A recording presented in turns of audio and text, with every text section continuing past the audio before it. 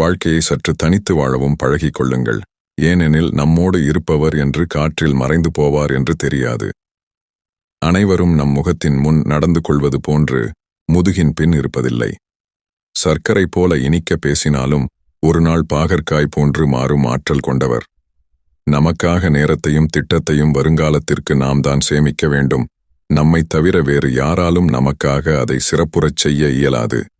அதிக நட்பு வட்டாரங்கள் சில சமயங்களில் நம்மையே வாட்டிவிடும். நான் அனுபவித்து பட்டுக்கொண்டது. வாழ்க்கையில் மகிழ்ச்சி என்பது எப்படி ஒரு அங்கமாக உள்ளதோ அதுபோல இன்னல்கள், துயரங்களும் கூட ஒரு அங்கமே. ஏனென்றால் வாழ்க்கையின் வடிவம் வட்டம். நாம் நாமாகவே இருக்க வேண்டும். பிறரைப் போல அனைத்து வகையிலும் மாறலாம் என நினைத்தால் உலகம் உங்களை மிதித்து அடக்கிவிடும். என்னிடம் அனைத்தும் உள்ளது என பெருமை அடித்துக் கொள்வது முட்டாள்தனமே.